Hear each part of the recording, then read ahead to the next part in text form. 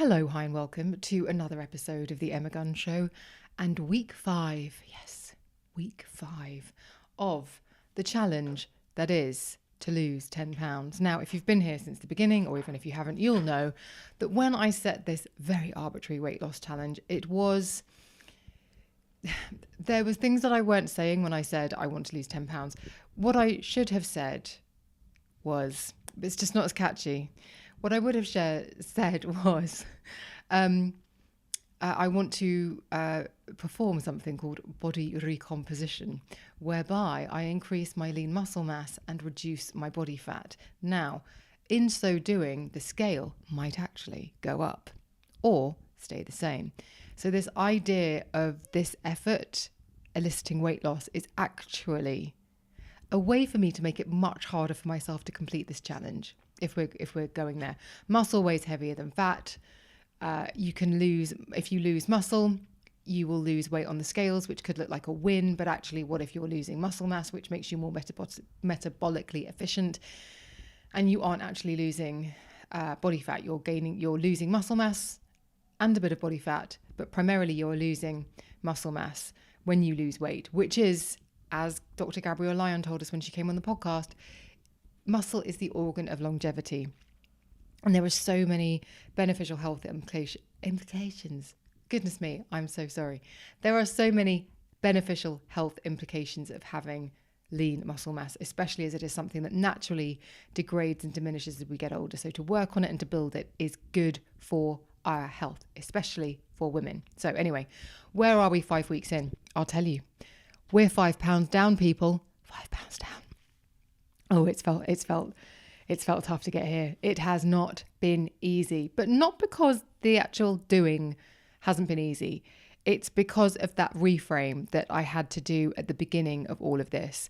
So when Xana Morris got in touch with me and said, if what you really want to do is this, then what you really need to do is this.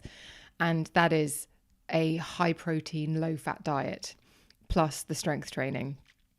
And as I told you last week, what we have seen so far is that actually the muscle mass is going up a little bit and the body fat is going down a little bit. I have to be completely honest with you and tell you that my metrics for this week, I actually took at the end of last week because I was away this weekend. And while I don't believe in going hell for leather and drinking like silly and eating like crazy, I also think there's no point going to social events with other people and saying I'm not drinking and I'm not eating. So whilst I made what I considered to be moderate choices, it was nowhere near in line with what I was doing in the 2 weeks previously or the 3 weeks previously. And I think that's something to mention. Even though we are 5 weeks in, actually, I feel as though I have only been doing this in earnest for those 3 weeks. So in that sense, the £5 weight loss, if you remember, in weeks 1 and 2, there was a drop and then a regain. And it feels almost as if it really started 2 weeks in. But I'll tell you a little bit about what that's looked like. But I have I do not feel guilty. I do not feel bad. I do not feel like I have derailed myself for having gone out at the weekend, had some alcohol and eaten things that do not fit in with that high protein, low fat diet. If I hadn't been going out, I would have stuck to it. But again, I don't see the point. Obviously, it will derail and it will impact the progress. But at the same time, we're looking at the bigger picture here. Now, I did say that it didn't derail me, but I will say that during the weekend, I almost felt like a sense of loss for the zone that I'd got into. And if you have ever lost weight, if you're a dieter, you know what it means to get into that zone, to get into that headspace. My friend Hannah and I talk about the version of ourselves that gets into that zone. And I was very much in the zone the last couple of weeks. I was really good to the point where I almost was too good at times and I didn't do the sensible thing. So to give you context, when I was out at appointments, and I talked about this on my Instagram stories the other day, I hadn't planned my day properly. I thought, well, I'm at a breakfast, there will definitely be eggs and there will definitely be salmon. There always is. So I will definitely get some protein in there. And then I have a late lunch and I will definitely get some protein in there. And then whatever happens, it will be fine. the second event that I went to wasn't actually catered. It was my mistake. It shouldn't have been either. Why would it have been? It was 3:30. It was me being daft. So I went to the breakfast, and I don't really like eating that early. So I had half a soft boiled egg, some smoked salmon and a yogurt. And then I was going through my day, and by 2 o'clock I thought, oh, I actually am definitely hungry and don't feel as mentally alert as I was like. Might have been feeling a little bit faint. Thought, don't worry, I've got this meal coming up. Had a protein bar, and then I didn't. And then I just thought, well, if I eat when I get home, it's going to be late, and I'm intermittent fasting, and I don't really want to scupper my schedule. So I was very lucky in that I was an event hosted by friends of mine. It was a brilliant event for Garnier, actually, talking about their vitamin C products and their innovations with Dr. Mary Summerlad and Davina McCall. We had a great time. And as is usually the case, I stayed behind with Claire Coleman and my mates from the PR company. We had a chat, caught up, all those sorts of things. And there were some canapes left over, and there were these amazing crab sort of canapes. So I was eating the crab, and I was like, I reckon that's about a tin of crab. So yeah, that'll do. Anyway, but that was really poor planning on my part, and I don't want to get into that position again. But what I mean by being in the zone is I was so in the zone that I was thinking ahead but not thinking rationally and clearly. So that shan't happen again. So when it got to Friday, went out for a Nando's, had a couple of glasses of wine with my Nando's. No apologies there, thank you very much. It had been a very stressful week. Saturday, went out for dinner with friends. It was amazing. Not going to edit myself there.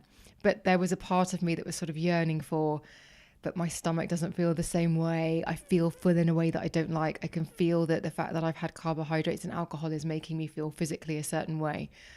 And I think that's something to talk about when it comes to these sorts of efforts where you are trying to make lifestyle changes, whether it's for weight loss or something else. Whilst this has been framed as a weight loss plan, this is actually more about feeling a certain way and doing some groundwork now to feel that way long term, because obviously the way this high protein, low fat diet, it isn't sustainable. It isn't we'll get onto that. It isn't the most exciting thing ever. It's lovely. It's fine. It's definitely something that if, like me, you tend to sort of head down during the week, you can do it without any worry. But at the weekend, if you don't have that wiggle room, it could be a little bit boring. But anyway, so that's where we are. And I woke up this morning. I got back onto my intermittent fasting after my big night out. It really wasn't excessive. But I still feel the sort of echoes of the fact that my stomach doesn't feel as lean as it did. I'm definitely retaining a bit of water because of the carbohydrate consumption. And there is a part of me that does feel a bit like, I felt so good on Friday. But I think what really helps with these things is to detach from results when it is appropriate. And I'll tell you the 2 times I think it's appropriate. So I think it's appropriate to detach from results right at the beginning, because it takes a little bit of a run up before you start to see results. And I think that's where I went wrong with this in those first 2 weeks. That first week, I just really did the intermittent fasting and lost 4 pounds, but then acted in exactly the same way the following week, and the weight went back on. So it wasn't real weight loss. And I think I even said at the time, this doesn't feel really, I'm not really sure. Anyway, so the point being is that it wasn't the sort of this real thing that was going on. And so if I had attached myself too much to those results, then when the weight went back on in the second week, it could have been easy to go, that's it. Diets don't work. Doesn't work for me. It doesn't really suit me. And I could have given up. But I knew from years of experience of having failed at diets, I knew that the problem had to be me. And so I realized that actually I was being too lax. I wasn't getting into the deficit that I thought I was getting into when it came to my calories. And I also, because I had felt quite tired that week, I hadn't exercised nearly enough. So I'll tell you what I mean by getting in the zone. So I thought, okay, we're doing this. And by we, I mean me, but also you watching, you listening, you following me on Instagram, who I have for some reason decided, not for some reason, I make that sound silly. I have never done these things in real time before. I've always shared results after the fact. But this time I'm doing it in live action. And so you're kind of on it with me. So there is an accountability piece here that hasn't been present before. And that is that people are watching, people are messaging me, asking how I'm getting on, which is amazing. People are getting in touch to say that they're trying to do something similar. So actually this feels pretty flipping amazing. This community of kind of getting in touch, the support, the cheering. On Saturday morning, I posted my 5-week before and after pictures, and the difference is subtle, but I think it was worth sharing because we are talking about a small amount of weight really. And so to actually see, but look at the difference, even though it might be subtle, there are obvious changes. The response I had to that, the feedback, people saying, oh, this has really made me think I need to rethink, because they were thinking weight loss and now they're thinking more about muscle and how to build lean muscle mass. So it has just been a really lovely process. But I got into the zone because of the accountability piece, but because also I was a bit disappointed with myself for the fact that I had not really started out very well. I was like, right, we're going to get this. We're going to really do this. And a couple of things have happened. And the first thing I want to talk about is how intermittent fasting, I think, has impacted my eating. So for context, I am somebody who yo-yo dieted for 30 years, got on top of it at the age of 41 when I realized that I had something resembling binge eating disorder. What I have been very good at over the years has been dieting, but I've also been very good at then regaining the weight quite quickly. And it never really made sense to me until it made sense to me at the age of 41 when I finally got on top of it, realized there was something else at play that was influencing those habits and that yo-yoing.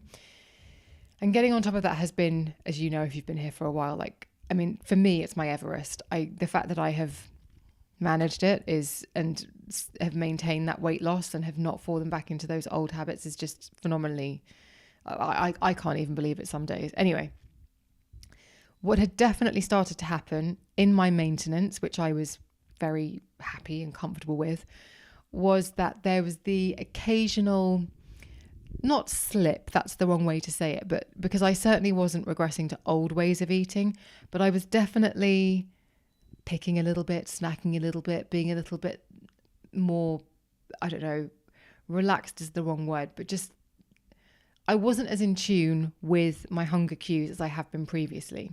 So there had been times when I had been giving into actually what were irrational hunger urges. And what intermittent fasting did by eating in that 8-hour window and fasting in a 16-hour window, for some reason, when that app is saying you're in a fasting state, I do not break it. So I'm very good at adhering to being diligent, to being disciplined, whatever you want to call it.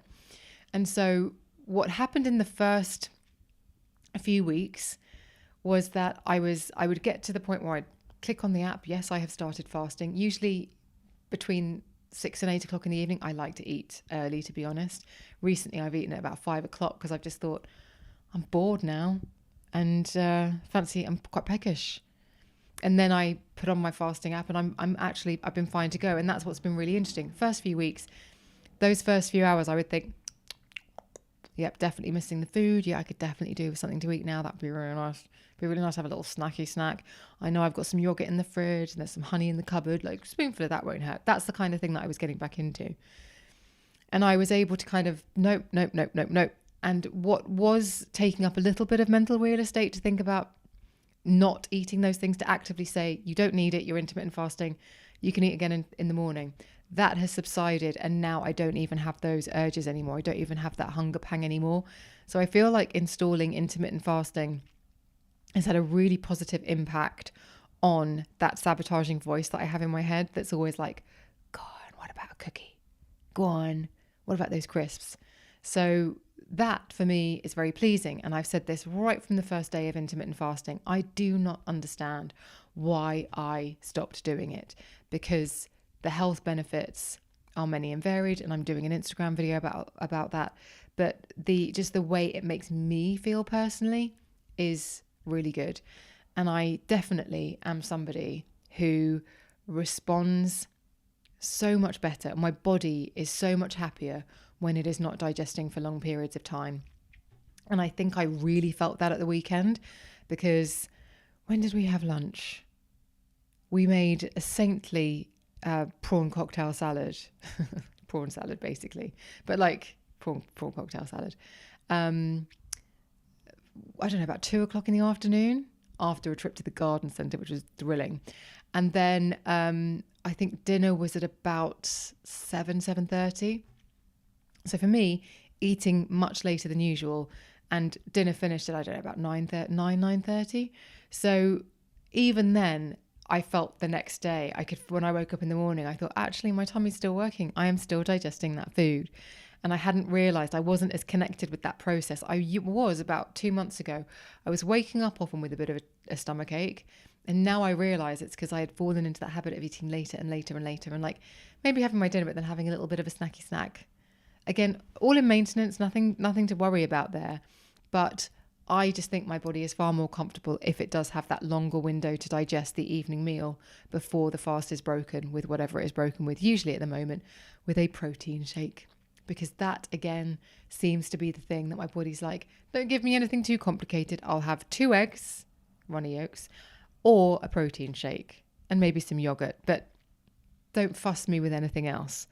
So that has been a really good learning for me. And again, if you're trying this, it might be that you are completely different. Maybe it's too much. Maybe you need a shorter eating window. Maybe you do 10-14 or 14-10 and you figure it out. But for me, 16-8 has always been the pattern that I fall into the easiest. In fact, if I am out and about in the day, 18-6 actually works much better for me. But again, it's all quite flexible. And I think I was talking to some friends about intermittent fasting when I was out last week, and talking about the fact that actually what I like about it so much is it's not rigid. If you do 16-8 one day and then the next day you do 14, then you can still have a shorter eating window and kind of get back on a schedule. It's just to kind of try and be as consistent as possible. So what I like about intermittent fasting is it's rigid, but there is also flexibility there, which I really like. But the last 3 weeks, I've definitely been in the zone. I have been good when I've been making my choices, in that by good, I mean, I know that whenever I look at anything, I think, right, where's the fiber? Where's the high protein? Make sure there's low fat. And that does mean that there are some meals that look a little bit functional and not that exciting. But actually, that doesn't really bother me. I think I might have said this before, but I really love Emily English's Instagram page. She's been on this podcast. She's brilliant. She's a fantastic nutritionist, and her recipes are absolutely fantastic. But I find with those recipes that if I make them too often, I start to overeat. It's almost as if the fact that they are so delicious, there is so much variety, and there are things in there that I know might trigger me. Trigger me sounds so terrible, but like if there's, say for example, she does this amazing like shredded salad with a satay dressing, so peanut dressing. I can then overdo it on the dressing. Someone else would just be like, oh, I don't like too much dressing, but I can overdo it. So I find keeping it really simple, just loads of vegetables. I'm basically going through a head of iceberg lettuce every single day because I'm just eating a lot of protein with loads of salad. And then I am eating a lot of broccoli as well in the evening with protein. Sounds really dull, but it actually isn't. I'm also getting those protein shakes in to really make sure that my protein intake is over 100 grams. And I definitely felt before this weekend that my body got into a real sort of a real flow. It was very comfortable with how everything was going, apart from that blip when I went out and then ended up fueling up on canapes, albeit not bad ones. That has definitely felt, I could feel my body responding, almost like I'd had an MOT and everything was just working a bit more efficiently. Everything had been well oiled. I really felt that.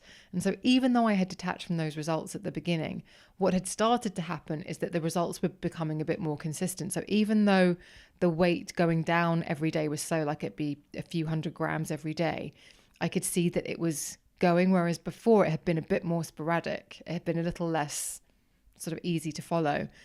And so 3 weeks in, when I hit the 5 pound mark, I thought, oh, okay, I can appreciate that now, because actually that is very, very much the result of that consistency, that having my eye on the prize, that being in the zone, or whatever you want to call it.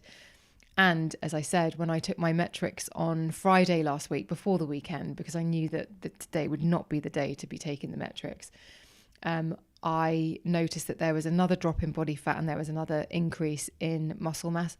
Tiny, but still as I said last week, when I shared my results with Zana, she said, it's really hard to do that. It's really hard to lose the body fat and gain the muscle mass at the same time. So this is good. You're doing the right thing.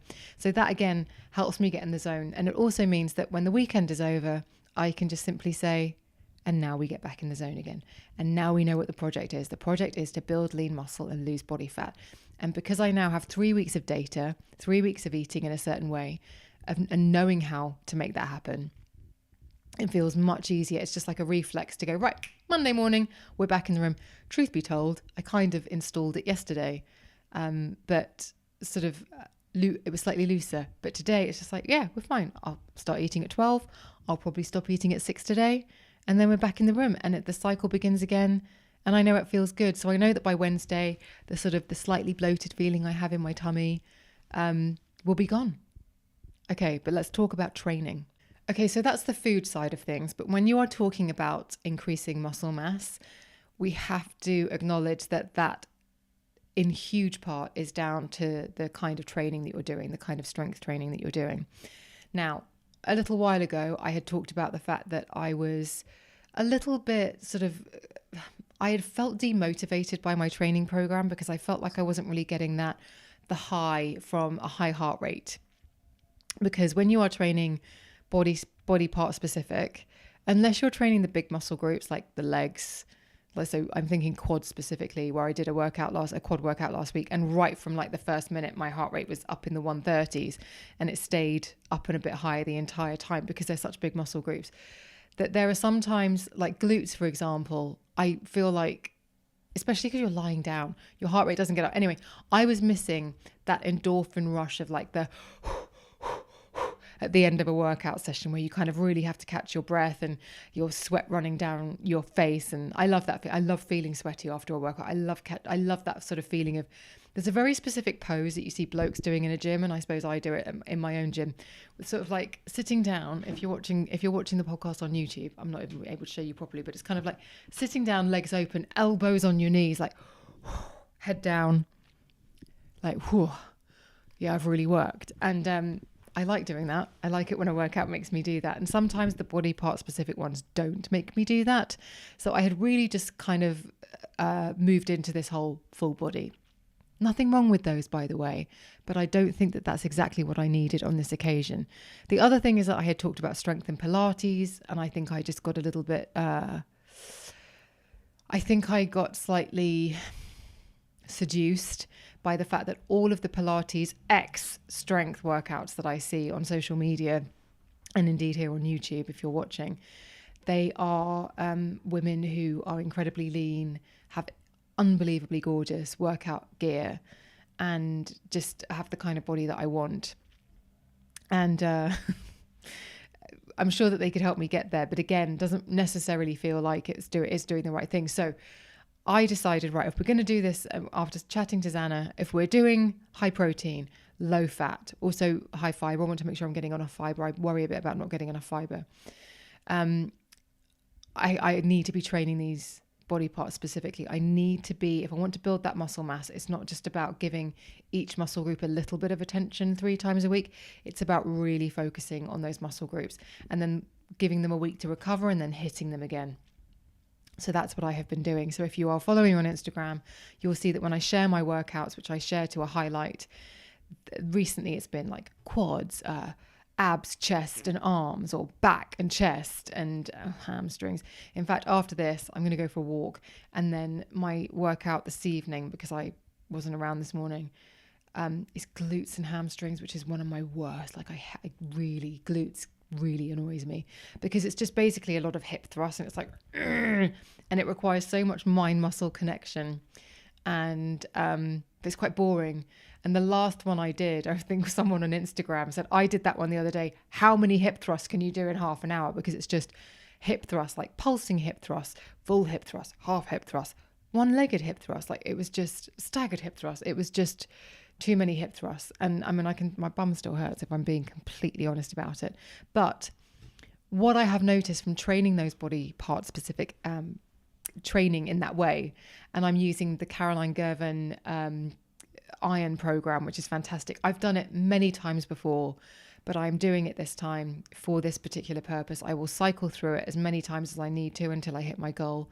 But the thing that has been so flipping amazing has been buying a new set of weights. I had I'll tell you the weights that I've got. 2 kilograms, or is it 1 pound? No, 1 kilogram, which is really more for like the Pilates stuff. 3 kilograms, they're the weights I would use for, say, what do I use those for? Like skull crushers. Then I've got 5 kilogram weights that I use for things like lateral raises, most other things. And then I had 10 kilogram weights that I was using for lunges, Bulgarian split lunges, squats, goblet squats, chest press, pullovers. So quite a few things. Anyway, excuse me, how rude. So I had been using the 10s for a while, and I just never progressively overloaded in order to get them to be comfortable. They were for some, like I was competent with them with my chest presses. They were fine for lunges, but they were still, the leap from 5 to 10 basically was too much. So if I was doing a workout and I wanted to really stretch myself, I would use the 10 kilograms and the 5, and there needed to be something in between. It was like, do I get a 7 or do I get an 8? I found these dumbbells on Amazon. They were 40% off. And if you know anything about buying dumbbells, they are expensive. I bought the 8s, and they have been an absolute game changer, because I have now been able to, like, I couldn't do bicep curls with the 10s, but I could do it with the 5s, but the 5s were too easy. So now I feel like I'm going through the iron program again with this new set of weights where I'm able to really challenge myself. And also maybe on some of the exercises where I'm getting there with the 10s, I can do maybe the first set with the 10s and then drop down to the 8s for the second, just so that at least I'm still pushing myself, I'm still progressing. So my advice to you is, if like me, you are finding one set of weights too easy and you need to go up in small increments. Going up and doubling the weight, when I look back on it, I mean, it makes no sense that I did that. As a silly girl. So the 8 kilogram weights have been an absolute game changer. And doing those body part specific workouts, the thing that I've really noticed is, as much as I like a high octane workout, as much as I love that high heart rate, I love feeling puffed out at the end of it, I love that kind of catching my breath, I also really enjoy feeling the workout the next day, 2 days later. I love, like, all weekend where I'd done the quads, I could feel when I was walking, I could feel my quads were just mildly sore. Where I'd done triceps and biceps on Friday morning, I could feel that there was some residual muscle soreness there. Nothing that would suggest overworking or any kind of injury or anything that was wrong, but something that just said you really worked, like you hit that muscle group and you hit it well. That's such a good feeling. And so high energy or higher heart rate or full body sort of slightly more cardio workouts have their place. So do these body part specific. But right now I'm just really glad that I've switched, because I am really enjoying them. As much as I've got to do glutes and hamstrings later, and I will bitch about it before I do it and after I do it, and definitely during, I will at some time tomorrow I'll think, oh yeah, that's a nice feeling. So this is the thing, 5 weeks in, we're making progress. The progress is being made. It's slow, but we are getting there. But the thing that I have realized in this last 3 weeks especially is that it really does come down to the diet, but how even just the intermittent fasting and having the high protein, low fat diet can have an effect on your appearance. Because on the scale, even before the scale dropped to 5 pounds, which you can say halfway or whatever, it was visible to me just from the changing in the diet. The bloating was less. So there's instantly an appearance of looking more lean. Also, the cutting out the carbs or keeping the carbs to a minimum, getting my carbohydrates from vegetables, that has definitely had an impact on water retention. So that has a visible impact. You can see if you go to my Instagram and you look at the pictures, I think it's really evident. So it feels good. I'm enjoying it now. And I think, weirdly, having a weekend, not off, but a weekend where the rules had to relax, because otherwise, what's the point in going out and ruining other people's whatever? I was at breakfast with some friends the other day, and I said, please eat. I don't tend to eat breakfast, but please don't not eat because you think I'll feel awkward. I would prefer you to eat. And I'm really, really glad that they did, actually, because I always feel like a bit of a Debbie Downer. But on a social occasion, like evening meal on a Saturday night, slightly different. But it feels really good.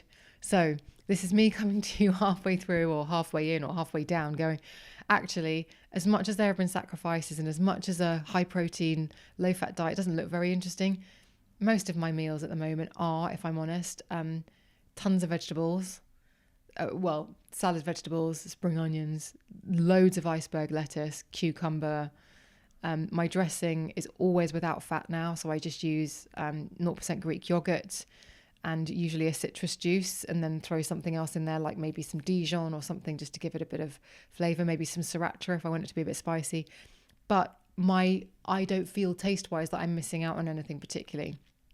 I mean, I turn that into a Bloody Mary. There's no vodka, but I turn it into a Bloody Mary sauce for if I'm having prawns, and it works beautifully. You have that much iceberg lettuce, you get a bit bored of eating after about halfway through. So it's quite good for generating a little bit of eating fatigue, which I've never suffered from in the past, I'll tell you that much. I mean, I never get eating fatigue when I'm dealing with a stuffed crust giant pizza, but you do when you're dealing with massive plate of salad. But it's not the most exciting thing, but I'm not finding that it is a sacrifice to eat in that way at all. In fact, I really rather enjoy it, and I'm really enjoying protein shakes as well.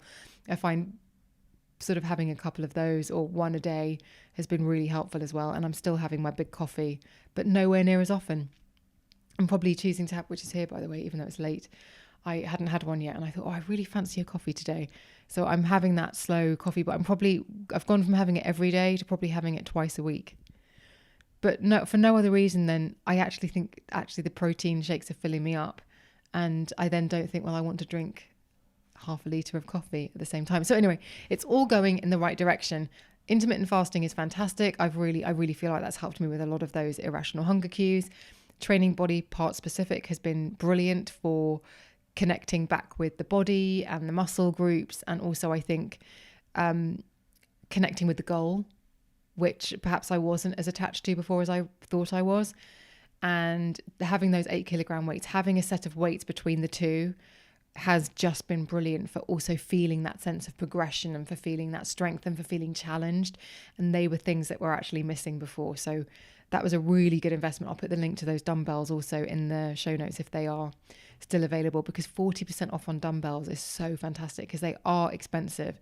And you do usually need at least 3 sets in order to be able to competently work through the majority of your workouts, because what you can use for lunges shouldn't be the same as the weights that you can use for your triceps and things like that. So anyway, I'll put all of that in. But again, I also just want to say that after the last video, I said any words of encouragement, and you really have been brilliant at getting in touch, sending me DMs, sending me emails, letting me know where you are with this. And it's been so kind and generous of you to sort of cheer me on, but also share where you are. And if you've been in touch and you've asked me for guidance or for various resources, I hope that you feel that they have been useful and helpful, because that's what I always try to do, is steer you towards what I think will be useful and helpful. One thing people have been asking for is other fitness recommendations. My strongest and heartiest recommendation, if you want something to stick, I'm very much sharing what I do, but a lot of people say, can you share some other trainers? The best thing you can do, and I'm saying this from experience, having done it myself, if you want to find trainers on YouTube, spend an hour, give yourself an hour and put trainers in, put the kind of workouts that you want to do, and watch the first 2 or 3 minutes of each one. And you'll find there's a trainer that you vibe with. Like, I really like Caroline Gervin because she doesn't say much. She does a little intro at the beginning, and then it's just instructions on the screen, but you can follow along really easily. And every now and again, like if you're at the last, like the penultimate set, she'll just be like, so she just leaves you to it. I don't really like the ones where they're cheering you on throughout. So for me, it really vibes. But you might like somebody to sort of say, don't forget to squeeze this, or don't forget to do that. So think about, go on, spend an hour, find trainers that you think you would vibe with and that you would be prepared to spend several sessions a week with, because that's the point. And that way you'll find who you really love, because I could share all of mine with you and you'd be like, oh, I don't really like those. I want a bit more encouragement, or I want this, or I want that. And to be honest, most of the time I do just stick with Caroline, especially with this iron training. So that's what I'm sticking with for the moment. But that is, it's very subjective. So just spend some time, search on YouTube and find people that you think, actually, I can be with you. I can hang around with you for a few hours a week. So let's do this. And then bookmark some of their workouts and go through them and see how you get on. Anyway, that's where we are. If you have any questions, if you'd like me to elaborate on anything that I've said, if you'd like to know a little bit more about the food side of things, or the intermittent fasting, or the strength training, you can comment below this video. You can DM me, you can Instagram me, you can email me at office@emmaguns.com. And if you like this podcast, if you would be so kind, give it a 5-star review if you're listening, give it a thumbs up on YouTube or whatever, like recommend it, share it, whatever feels good, and whatever the platform that you're listening on allows you to do. Just helps me with visibility, means that more people might see and hear this content, which would be really great. And I'd be really, really grateful if you wouldn't mind. So that's where we are. Let me know if you have any questions. I'm dying to talk to you because I feel like we've been going through this together and you've been chatting to me. Loads of people have been in touch about this, and you've also been over on Substack. The link to go and subscribe will be over there, where I'm doing a lot more about this particular subject. Like I wrote something last week about why I'm not taking Ozempic, ... So if you want to find that, the link to that will be underneath this video in the show notes.